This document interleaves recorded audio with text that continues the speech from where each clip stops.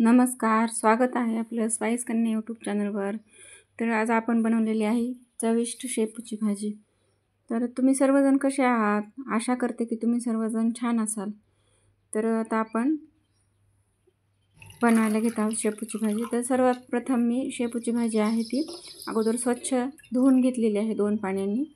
नंतर आपण तिला एकदम बारीक बारीक कट करून घेणार आहेत। तर आपण निवडत असताना त्याच्यामध्ये थोड्याशा कोळ्या काड्या घ्यायच्या आहेत आणि आता आपण तिला छान कट करून घेतलेलं आहे एकदम बारीक बारीक। कट करायची झाल्यानंतर आपण आता तिला फोडणी घालणार आहोत भाजीला। तर मी या अगोदर पण शेपूच्या भाजीचा व्हिडिओ अपलोड केलेला आहे, पण ती भाजी मी आहे ती हिरव्या मिरचीमध्ये बनवलेली आहे आणि ही आहे आताची। तर ही भाजी आपण लाल तिखट टाकून बनवत आहोत। तर आता माझी भाजी जवळपास कट करून झाली आहे। आता आपण भाजीला फोडणी घालून घेत आहेत। तर त्यासाठी मी अगोदर गॅसवर कढई ठेवली, त्यामध्ये पुरेसे तेल घातले। आता आपण त्याच्यामध्ये मोहरी जिरे छान तडतडले की लसणाची पेस्ट घालून घेत आहोत। याच्यामध्ये आपल्याला अद्रकची पेस्ट नाही घालायची, फक्त लसणाची पेस्ट घालून आपल्याला छान परतून घ्यायचे। आता हा छान लसूण परतला की आपल्याला त्याच्यामध्ये कट केलेली शेपूची भाजी घालून घ्यायची आणि तिचा कलर चेंज होईपर्यंत आपल्याला भाजी अगोदर फक्त परतून घ्यायची तेलामध्ये मीठ टाकून। आता ती टाकल्यानंतर बघा तिचा कलर कसा आहे आणि आपण जेव्हा तेलामध्ये तिला परततो ना तर तिचा कलर तेव्हा चेंज होतो आणि आपल्याला असा कलर होईपर्यंत ती भाजी परतत राहायची, तेव्हाच ती भाजी चविष्ट बनते आणि तिचा कलर पण छान राहतो। आता मी मुगाची डाळ त्याच्यामध्ये घालून घेत आहे। तर ही डाळ मी किमान 10 ते 15 मिनिट अगोदर भिजत घातली होती धुवून। तर भिजल्यामुळे डाळ पटकन शिजल्या जाते। कुठलीही डाळ तुम्ही जेव्हा सुक्या भाज्यांना वापरता तेव्हा ती अगोदर भिजवून घ्यायची, नंतर ती डाळ खूप पटकन शिजल्या जाते भाजीमध्ये। आणि सुक्या भाज्यांना तर नक्कीच ही टिप वापरत जा। तर तेव्हा आपण सुक्या भाज्यांना वरतून पाणी घालत नाही आणि मग तेव्हा डाळ शिजायला मदत होते आपण भिजवलेली डाळ जर घातली भाजीमध्ये तर। तर आता जवळपास आपली भाजी परतून झाली आहे, तिचा कलर छानपैकी चेंज झालेला आहे, मस्त हिरवीगार भाजी दिसत आहे। आता आपण त्याच्यामध्ये ॲड करत आहोत लाल तिखट।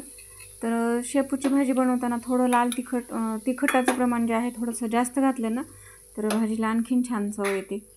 तर आता आपण भाजीमध्ये तिखट घालून घेतलेलं आहे। आता परत मी एकदा तिला हलवून घेत आहे। आपल्याला वरतून पाणी घालण्याची गरज पडणार नाही ह्या भाजीला, कारण भाजी खूप कोवळी आहे आणि आपली डाळ जी घातलेली आहे ती पण आपण भिजवून घातलेली असल्यामुळे आपल्याला शिजवण्यासाठी पाणी घालण्याची अजिबात गरज पडणार नाही आणि भाजीची चव पण अप्रतिम लागते। तुम्ही नक्की ह्या पद्धतीने भाजी बनवून पहा। छोट्या छोट्या टिप्स असतात त्या तुम्ही फॉलो करा, नक्कीच तुमची भाजी चविष्ट बनेल। तिखट मी थोडं जास्तच घातलेले, परत एकदा घातला अर्धा चमचा आणि आता आपण शेवटी शेंगदाण्याचा कुट्टा जो आहे तो घालून घेतला आहे।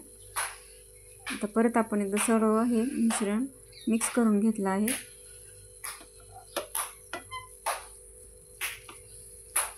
आता छान आपलं मिक्स होऊन गेलं आहे ते।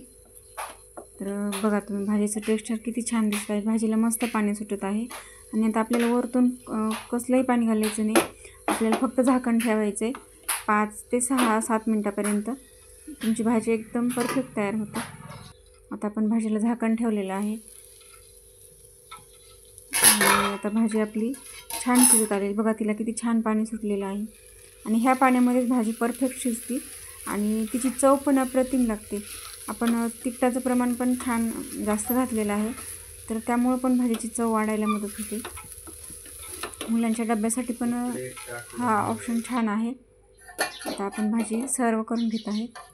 तर आपल्या चॅनलवर जर नवीन असाल तर आपल्या चॅनलला सबस्क्राईब करा, अशाच नवीन रेसिपी तुम्हाला पाहायला मिळतील आणि व्हिडिओ आवडल्यास लाईक करा आणि तुम्हाला ही रेसिपी कशी वाटली ते कमेंटमध्ये नक्की सांगा। तर आता आपण ताट बनवून घेत आहे। मी सकाळी डब्यासाठी बनवली होती भाजी आणि सकाळी वरण भात आणि भाजी पोळी। तर सकाळच्या घाईमध्ये मी हे ताट बनवलेलं आहे। घाईमध्ये मला थोडंसं ताट डेकोरेट करायला वेळ थोडा कमी होता। तर आता बघा आपण साध्या सिंपल पद्धतीमध्ये आपण ताट बनवलेलं आहे। सकाळी बनवलेलं हे ताट आहे। व्हिडिओ पाहिल्याबद्दल सर्वांचे मनापासून धन्यवाद।